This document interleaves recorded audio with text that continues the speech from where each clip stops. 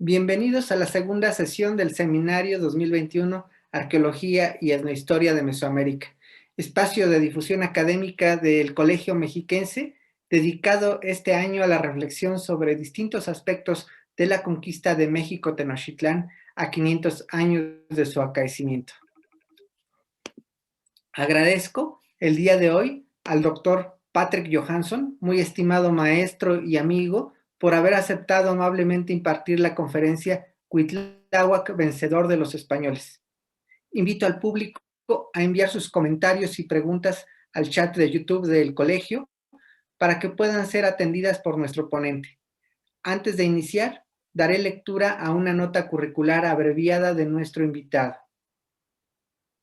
Patrick Johansson estudió letras y la maestría en literatura comparada en la Universidad de Burdeos y obtuvo el grado de doctor en letras por la Universidad de París-Sorbona.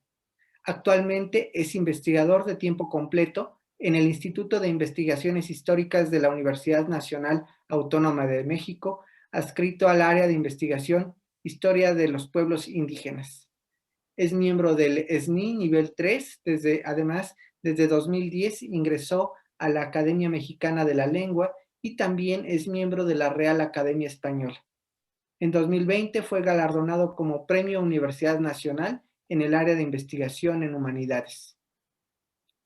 El doctor Johansson ha cultivado como principales líneas de investigación la muerte en el mundo náhuatl prehispánico, la literatura prehispánica y la semiología de la imagen en los códices náhuatl.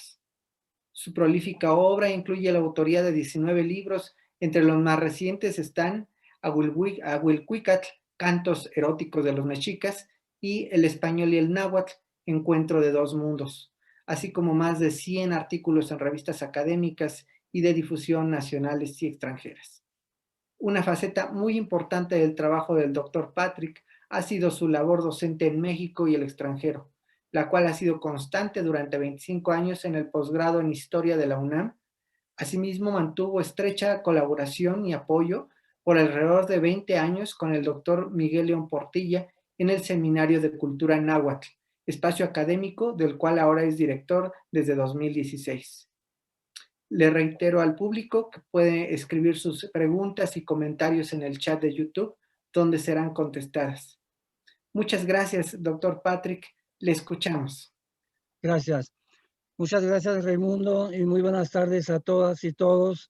Me da muchísimo gusto estar con ustedes en este contexto digamos, del aniversario, una conmemoración de algo importantísimo en la historia de México, que fue la conquista y los últimos años, los últimos meses de la conquista.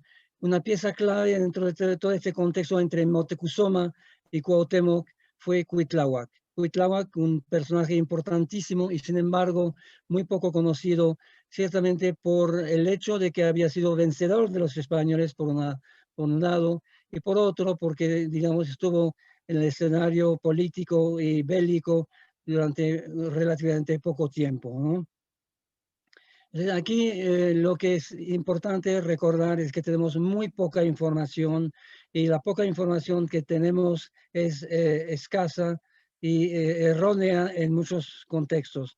Por ejemplo, aquí tenemos una aseveración de Durán que dice, y así como él lo pensó, así fue, porque luego los mexicanos y los de Tlatelolco se confederaron y alzaron por rey al señor de Tlatelolco, que se llamaba Cuauhtémoc, mozo mancebo de hasta 18 años, sobrino del rey Moctezuma. Aquí Durán se equivoca totalmente porque como sucesor de Moctezuma pone a Cuauhtémoc y no a Cuitláhuac. Igual en lo que concierne a Gonzalo Fernández de Oviedo, el cronista español que dice lo siguiente: supo Hernando Cortés muy enteramente las cosas de la ciudad de Tenochtitlán y cómo después de la muerte de Moctezuma sucedió en el señorío un hermano suyo de la ciudad de Iztapalapa que se llamaba Guatemutzin. Aquí sí yo creo que es increíble que un cronista de la talla de Gonzalo Fernández de Oviedo se haya equivocado de esta manera, poniendo a Cuatemutzin como señor de Iztapalapa y como sucesor de Moctezuma. Aquí tenemos el códice Xolotl, de donde vemos el abuelo por vía materna. Ustedes saben que Cuitláhuac era hijo de Axayácat, era hermano de Moctezuma, y había heredado el nombre de su abuelo, que había sido también, digamos, Tlatoani de Iztapalapa, y aquí tenemos la figura en el centro sobre el códice Xolotl de este abuelo de Cuitláhuac, que sería Cuitláhuac I, y Cuitláhuac, el nuestro, sería Cuitláhuac Xocoyotzin en un cierto momento, ¿no? Era oriundo de Iztapalapa, y fue un guerrero muy reconocido.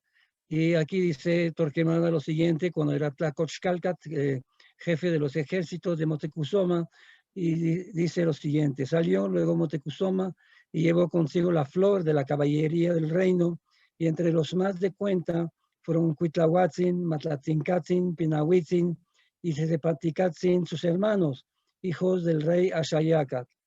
Y el primero de estos, que es Cuitlahuatzin, fue el que eligieron los mexicanos después de su muerte en las guerras de Fernando Cortés.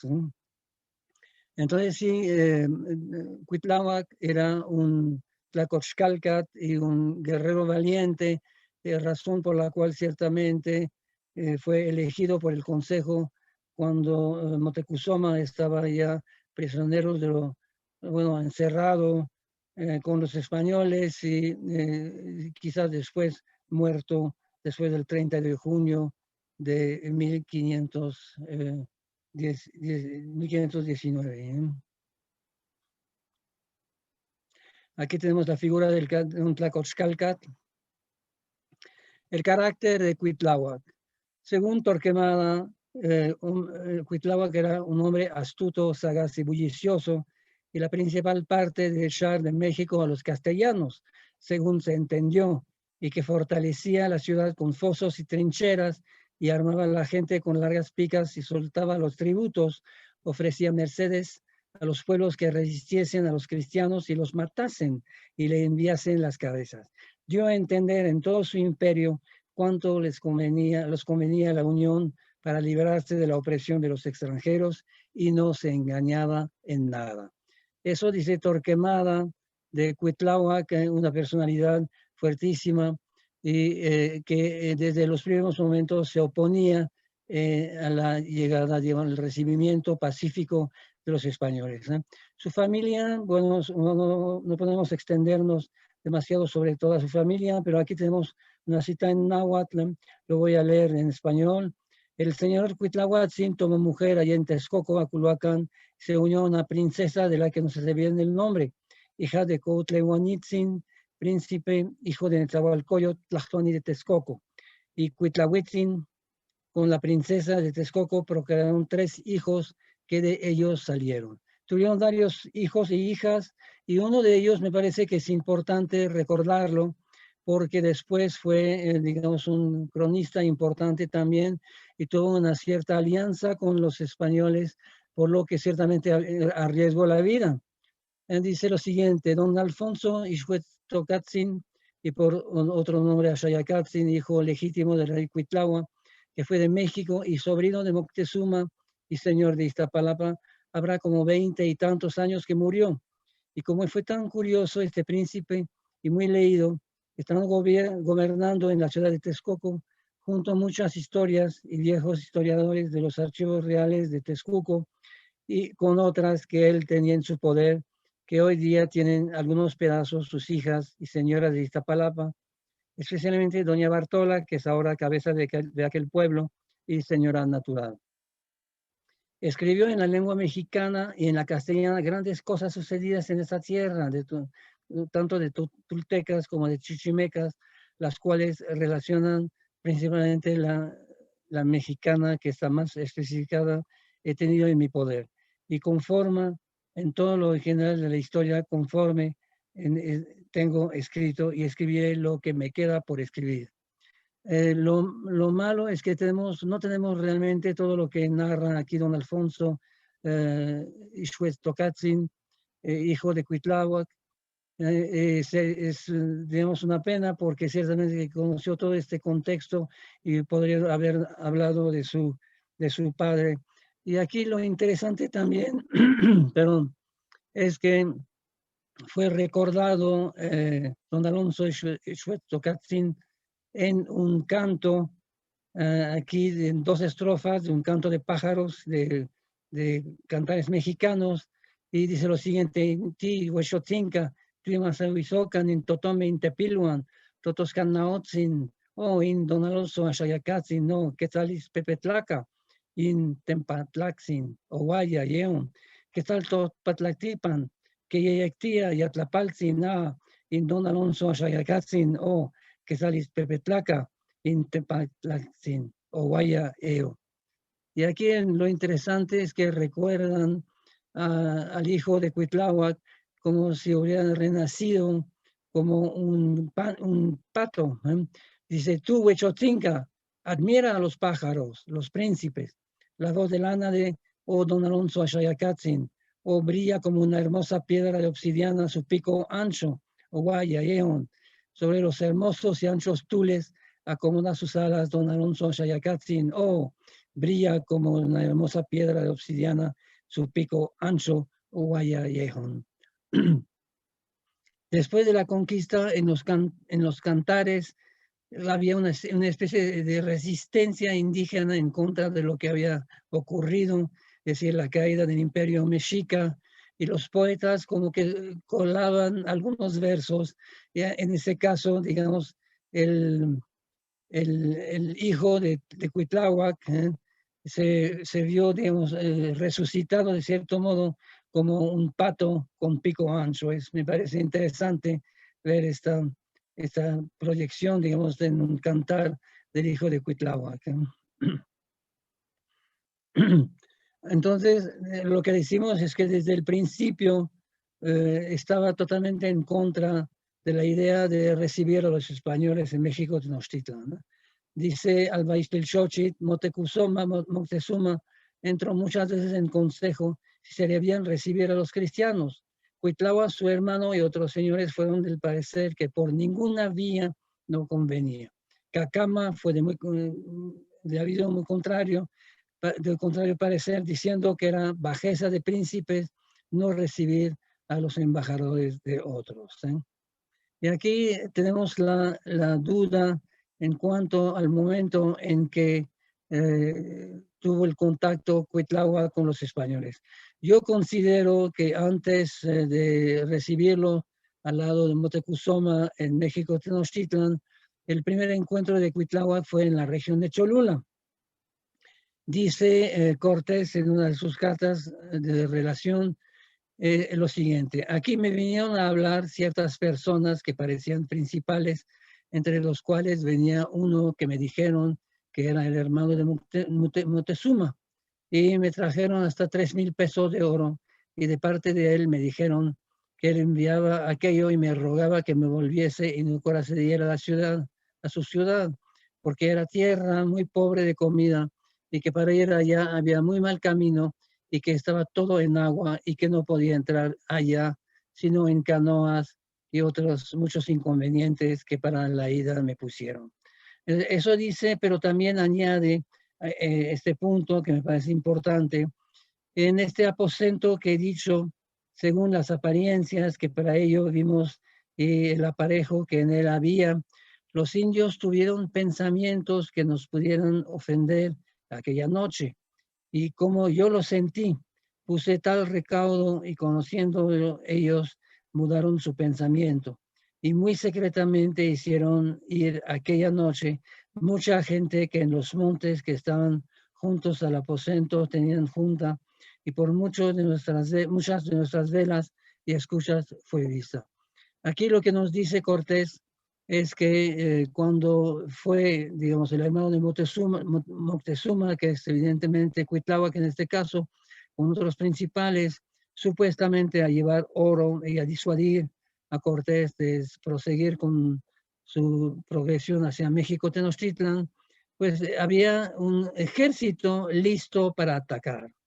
Y yo creo realmente, sin poder comprobarlo, porque no tenemos los documentos y las pruebas fehacientes de ello, pero creo que la idea era de ver si en un momento dado, perdón, sí, digamos, los mexicas podían atacar y podían, digamos, destruir a los españoles y vencer a los españoles en Cholula antes de que llegaran. Eso me parece que fue la idea de Cuitláhuac, una idea, digamos, que ciertamente Cortés, perdón, Moctezuma no compartía quizás, ¿no? Ahora, el primer contacto, digamos, de Cuitláhuac con Cortés seguro es cuando estuvo recibiendo, primero en Iztapalapa, lo recibió en Iztapalapa porque Moctezuma le pidió que lo recibiera en Iztapalapa el día 7 de noviembre, y el 8 salieron de Iztapalapa en la mañana y estaba Cuitláhuac junto a Moctezuma esperándolo ahí donde, en Choloco, y dice Cortés en una carta de relación, yo me apeé y le fui a abrazar solo, y aquellos dos señores que con él iban me detuvieron con las manos para que no le tocase, y ellos y él hicieron asimismo la ceremonia de besar la tierra, y hecha mando a aquel su hermano que venía con él que se quedase conmigo y me llevase por el brazo, y él con el otro se iba delante de mí a poco trecho, ¿no? Bueno, yo creo que no lo llevaron del brazo seguramente, pero de los que detuvieron a Cortés para que no tocara a Moctezuma era ciertamente Cuitláhuac y Cacamatzin quizás el otro, ¿no? En este caso que tenemos aquí con una imagen del Códice Durán, ¿no? Aquí sería lo mismo con, digamos, una imagen del Códice Florentino, que los que están en torno a Moctezuma para recibir a Cortés eran ciertamente Cuitláhuac y Cacamatzin de Texcoco, ¿no? Ahora bien, el año, digamos, que tenemos es el año 1520, el año dos Tecpat, dos Pedernales, ¿no? El encuentro de Moctezuma y Cortés fue el 8 de noviembre de 1519, se instalan y, digamos, el año fatídico, el año de Cuitláhuac, a partir del momento en que aparece en el escenario bélico, perdón, y la fecha de su muerte es el año 2 Tecpat. El año 2 Tecpat, como lo pueden ver en esta imagen del Códice Borbónico, es una fecha, es un año que está bajo la égida de Mictlantecutli, que podría haber sido, digamos, en ese caso, relacionado con una muerte. Acuérdense, en el contexto prehispánico, digamos, el tiempo que envolvía, digamos, que era, digamos, la circunstancia espaciotemporal de un acontecimiento, permeaba, digamos, lo que acontecía, ¿no? Aquí un punto que me parece importante, bueno, que para, digamos, la suerte de la conquista es importantísima, es la matanza del Templo Mayor. Ustedes recordarán que en un momento dado, cuando Cortés se había ido a Veracruz para enfrentar a Pánfilo de Narváez, había dejado a Pedro de Alvarado, Tonatiuh el Sol, al mando en México, Tenochtitlan, ¿eh? Y bueno, las causas, digamos, digamos, el por qué, digamos, atacaron a los mexicas en este contexto de la fiesta de Toxcat, es, digamos, un misterio, pero los españoles dicen que ellos preparaban una sublevación, que los iban a atacar y que anticiparon, digamos, este ataque y arremetieron en contra de ellos en el patio del Templo Mayor y hicieron una masacre, la famosa matanza del Templo Mayor. Otros dicen que al contrario, que digamos, aconsejados por los tlaxcaltecas, que conocían perfectamente todos los usos y costumbres mexicas, sabían los españoles que iban a salir en este baile de Toxcat, la flor, de la fina flor de los capitanes del ejército mexica, y que era un momento oportuno para acabar, digamos, decapitar prácticamente al ejército mexica. La cosa es que hubo una matanza en mayo de 1520 y a partir de ese momento una sublevación de los mexicas. Ahora bien, yo creo personalmente que Cuitláhuac ciertamente estuvo en ese contexto. No tenemos, digamos, unas pruebas fehacientes de ello, pero vamos a tratar de disertar un poco sobre este tema a partir de lo que tenemos aquí. ¿Dónde estaba Cuitláhuac en la masacre, en la matanza del Templo Mayor? Aquí el texto del Códice Florentino dice, Kitzisquiske, Huelquishpichtinenca, Amoconishkachkahuaya, in Motecuzoma, Newan Itzcuautzin, o in Oc, Sequintin San Hualquisque. Lo agarraron a Motecuzoma, lo andaban vigilando, no le quitaban la vista de encima, y a él, Itzcuautzin, y los otros solo salieron. Eso quiere decir que eventualmente si Cuitláhuac había estado, digamos, prisionero con Pedro de Alvarado, estaba, en este caso Cortés, estaba en Veracruz, y si había estado, digamos, prisionero con Motecuzoma, había salido según este texto del Códice Florentino. Y yo creo que así es. Ahora, aquí tenemos una imagen que podría ser, porque es una imagen del Códice Florentino, que podría ser una imagen de Cuitláhuac eventualmente, porque no se dice nada en las fuentes de quién estaba, digamos, detrás de la sublevación, pero es evidente que los primeros momentos, ciertamente la sublevación fue espontánea, pero después, hasta el 30 de mayo, hasta el 30 de junio, de 1520, cuando es la famosa Noche Triste, es evidente que alguien estaba ciertamente al mando y es probable, según lo vamos a ver a continuación, es probable que hubiese sido Cuitláhuac. Aquí hay un punto importante, es la aparición de Motecuzoma en la azotea. Teóricamente, bueno, según las fuentes, según Bernal Díaz del Castillo y el propio Cortés, fue cuando había regresado Cortés a México de Veracruz, es decir, después del 24 de junio, el día de San Juan Bautista, se quedaron pocos días y después fue la famosa Noche Triste que vamos a evocar a continuación. Ahora bien, yo creo que esta subida a la azotea fue antes y fue con Pedro de Alvarado y no con Cortés algunos días tan solo antes de la Noche Triste. O podría haber habido dos subidas a la azotea, pero yo creo que hubo una nada más. Aquí tenemos una diferencia entre lo que dice Bernal Díaz del Castillo y lo que dice el Códice Florentino. Según Bernal Díaz, 4 de ellos principales se llevaron en la parte que Motecuzoma les podía hablar. Y ellos a él, y llorando le dijeron, oh Señor, Señor, nuestro gran Señor, y cómo nos pesa de todo vuestro mal y daño de vuestros hijos y parientes. Hacemos saber que hemos levantado a un vuestro pariente por Señor. Y ahí le nombró cómo se llamaba, que se decía Cuetlahuaca, señor de Iztapalapa.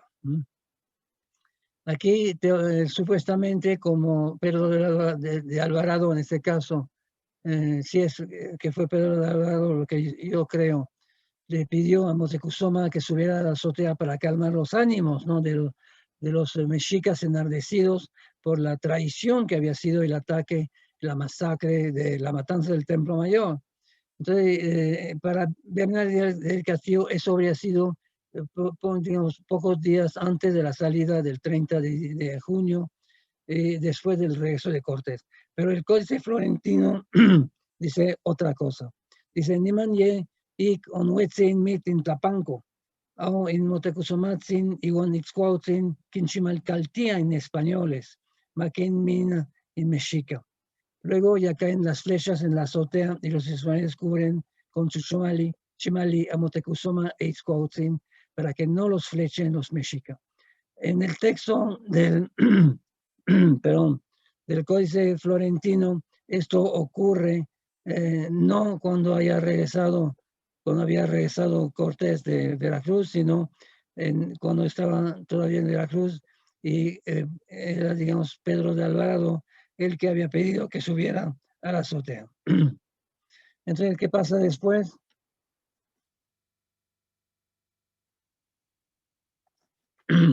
Después los arrinconan en las casas reales.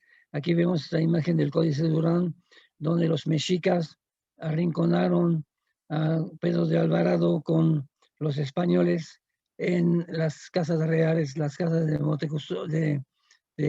Moctezuma y Luicamina, de Axayacat, más bien, el padre de Moctezuma.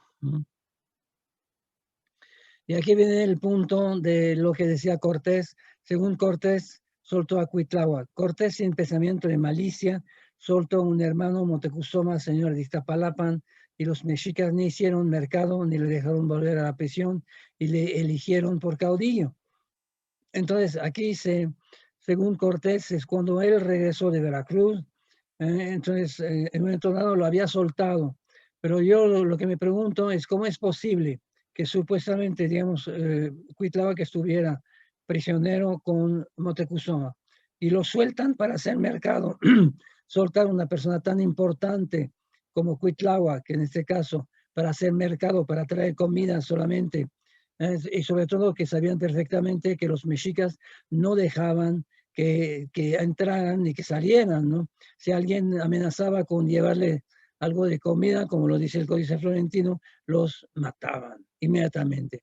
Entonces, sería, digamos, muy curioso, aparte de que lo soltara y que de repente, tan solo unos 2 días antes de la Noche Triste, Cuitláhuac se volviera el jefe supremo del ejército mexica, saliendo del encierro, siendo que desde el mes de mayo los mexicas estaban atacando día y noche, acosando a los españoles y a sus aliados tlaxcaltecas y huachotincas en las casas reales, ¿no? Entonces, yo creo que eso no puede ser. Cuitláhuac tiene que haber estado afuera y es muy probable que estuviera, si no como jefe supremo de las fuerzas que llevaban, digamos, el ataque, por lo menos parte, digamos, una parte importante de ellos, ¿no? Y dice también Torquemada en ese contexto, cuando ya estaban, digamos, fuera de México los españoles, dicen, de los que prendían cuando estaban en Tepeaca, se entendió que habían hecho rey a Cuitláhuac, que es el que antes habían elegido por su capitán general, viviendo Moctezuma, cuyo hermano era y señor de Iztapalapán, a quien en otra ocasión había soltado Cortés. Es muy probable que Cortés lo había soltado en otra ocasión, pero no es la ocasión que cita tan solo algunos días antes de la Noche Triste, ¿eh? Aquí habían digamos, elegido por capitán general a Cuitláhuac, estando todavía vivo Moctezuma, es decir, que mucho antes de la famosa Noche Triste. Aquí tenemos una imagen muy interesante que parece una síntesis de lo que sería la masacre y la matanza del Templo Mayor y también de la aparición en la azotea de Moctezuma Itzcuauhtzin de Tlatelolco. Y aquí pueden ver, dice Durán, y otros dicen que juntamente le hirieron en el pie con un flechazo, la cual relación es de diversos autores, porque lo del flechazo no lo trata esta historia, sino relación de un indio particular. Es cuando, digamos, subieron a la azotea, y aquí pueden ver en esta parte de arriba, aquí digamos que aparecen Moctezuma Itzcuauhtzin. Aquí es, digamos, cuando están tocando, cuando están bailando, es la matanza del Templo Mayor, cuando están matando a los mexicas que bailan.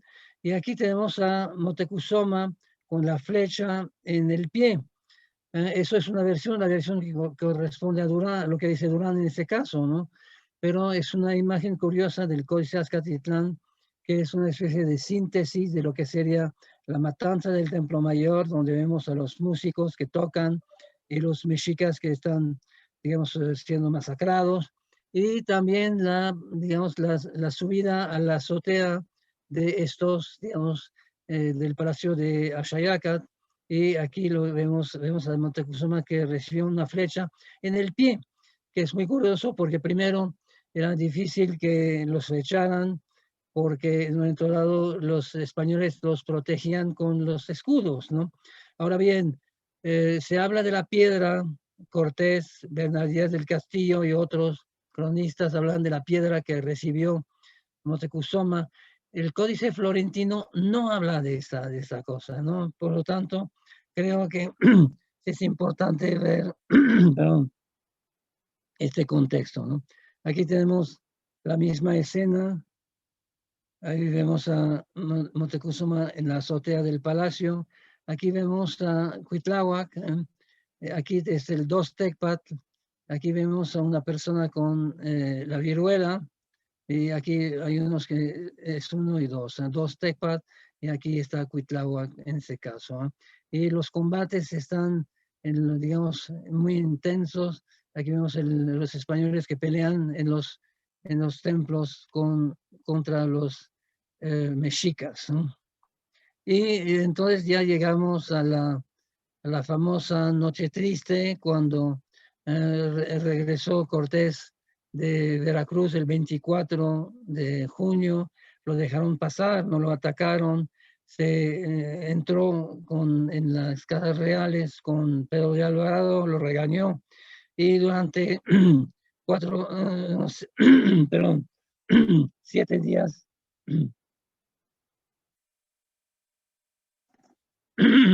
durante casi 7 días estuvieron peleando, y en un momento dado Cortés se dio cuenta de que no podía aguantar más y decidieron de noche, cuando estaba lloviendo, decidieron salir, ¿eh? Aquí vemos una imagen del Códice Florentino que muestra que están aquí saliendo. Es una mujer, aquí lo vemos, que dio el pitazo, que estaban saliendo y los mexicas empezaron a atacar, ¿eh? Y aquí vemos, se fueron por la calzada de Tlacopan. Aquí vemos, los vemos aquí siendo atacados por ambos lados, están en la calzada de Tlacopan, y llegaron aquí a Popotla. Aquí vemos la pata de venado. La pata de venado significa choloa. Choloa en náhuatl quiere decir huir, y representaban, digamos, de manera ideográfica la huida con una pata de venado, ¿no? Y aquí lo vemos en este caso. Vemos, ese es el árbol de la Noche Triste de Popotla. Yo creo que aquí son 2 popotes que sostienen el árbol. Es el lienzo de Tlaxcala, que es un códice tlaxcalteca en este caso, pero es interesante de ver que aquí vemos a Tonatiuh, el sol, que está, digamos, saliendo, y aquí huyendo. Aquí tenemos la presencia del árbol en este códice, ¿no?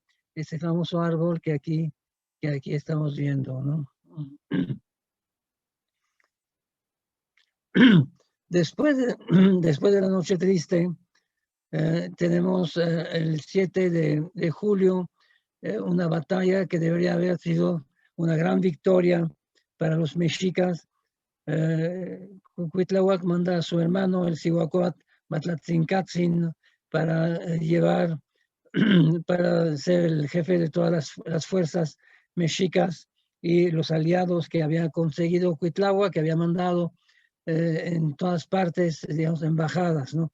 Yo creo que este punto es importantísimo, porque Cuitláhuac ciertamente que es el primero que tuvo la idea de que una confederación de pueblos indígenas, una unión, digamos, en contra del invasor era necesaria, ¿no? Inclusive mandó a Tlaxcala a los enemigos acérrimos de los mexicas, ¿no?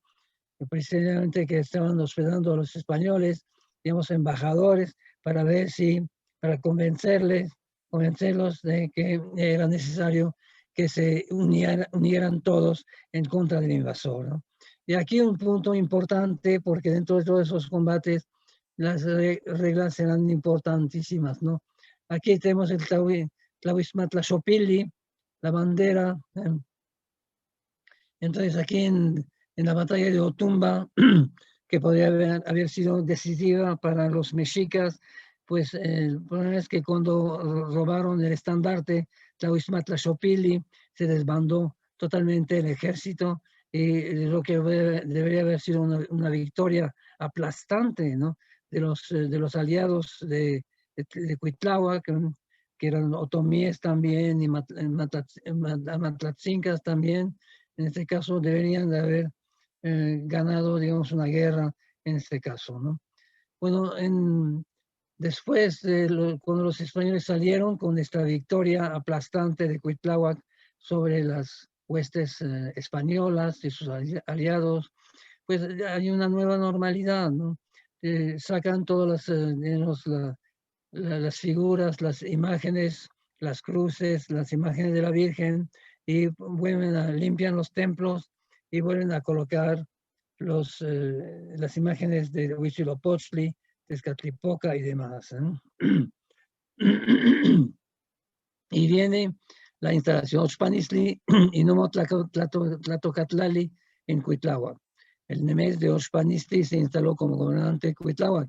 En esta imagen del Códice Oman tenemos aquí en Dostecpat a Cuitláhuac, y tenemos también aquí su bulto, curiosamente con la viruela, la expresión de la viruela, su bulto mortuorio, ¿no? La entronización de Cuitláhuac. Moctezuma murió en Tecuilhuitontli y pasaron los meses Huey Tecuilhuit, Micailhuitontli, que era Tlazochimaco también, Huey Micailhuit, llegó Oxpanistli. En ese lapso de 80 días corresponde la fecha que propone la crónica Mexicayo. Lo voy a leer en español, ¿no? Y luego en el mencionado año 2 Pedernal, año 1520, se instaló como gobernante el señor Cuitlahuatzin, Tlactoani de México, Tenochtitlan, el día 8 Viento o 5, entonces 16 de septiembre, en la cuenta de los meses de los ancianos, entonces en Oxpanistli, ¿no? Ahora bien, el día 16 de septiembre es exactamente 80 días después del 29 de junio, o 30 si incluimos tanto el 29 como el 16 en que murió Moctezuma.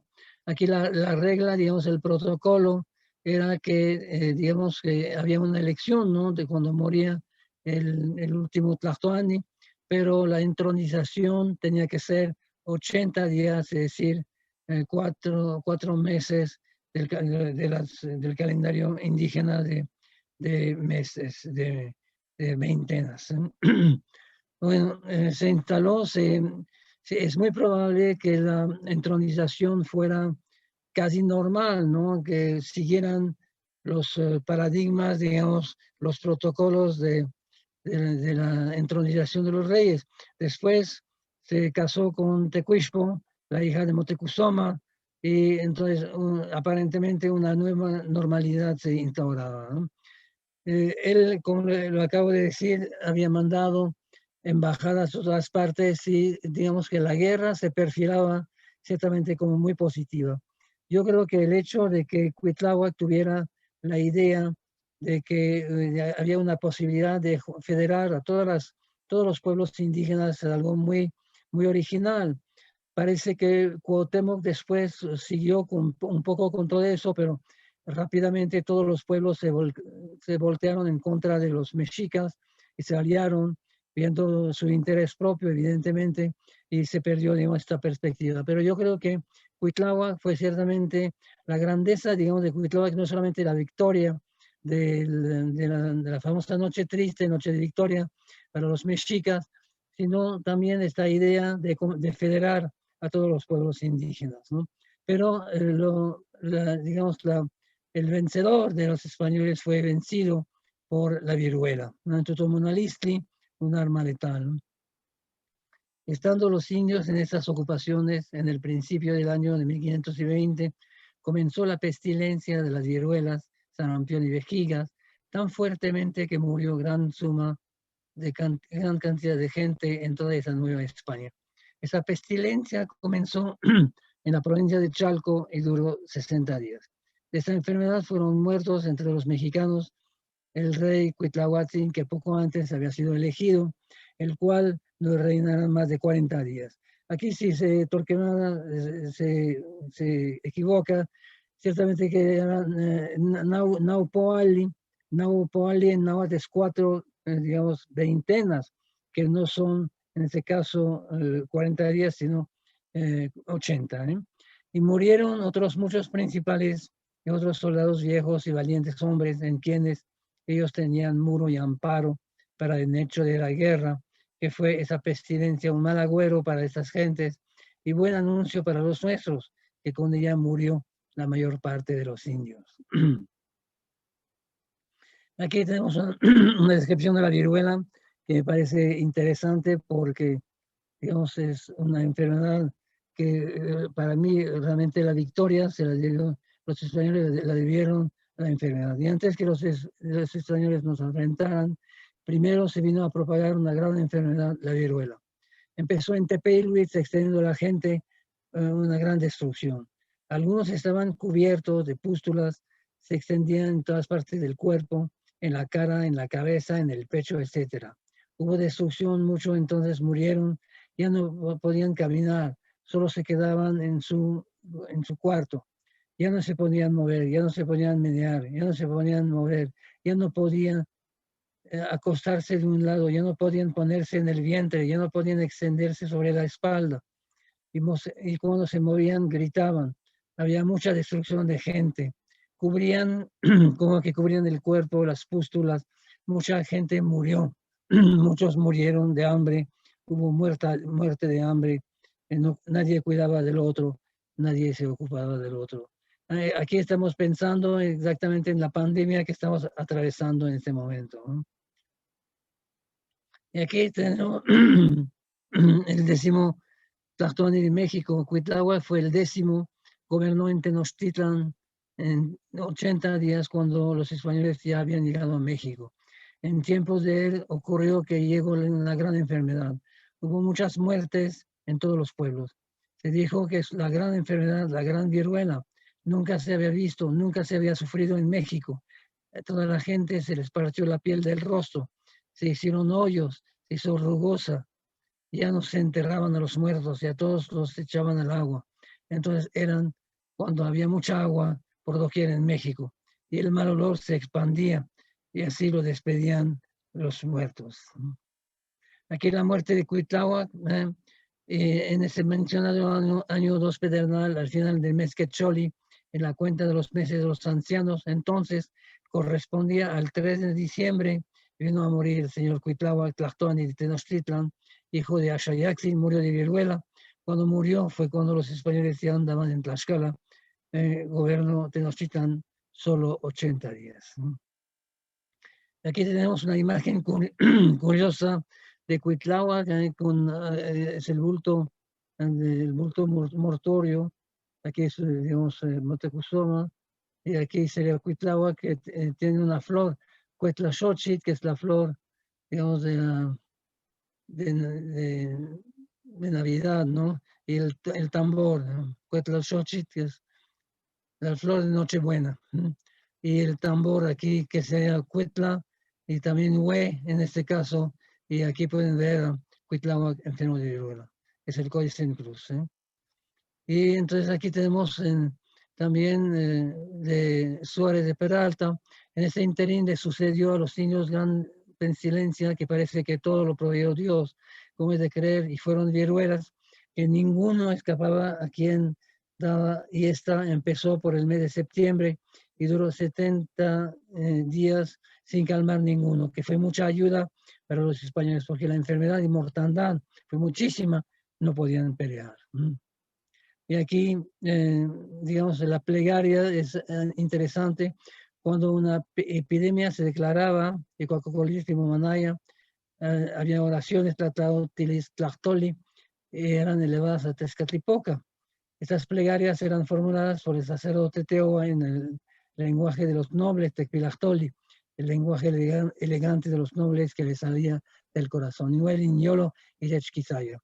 Eran palabras que les salían del corazón y que decían cuando suplicaban que era el Dios principal, el Tezcatlipoca o Titlacahuan o Yaot, cuando una enfermedad se propagaba para que la destruyera.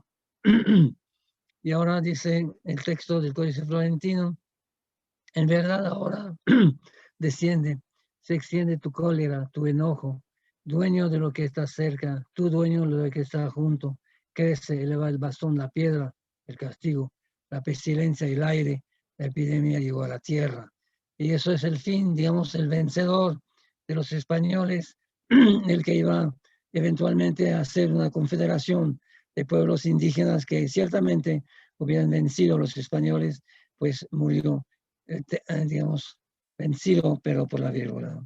Tlazocamati, muchas gracias.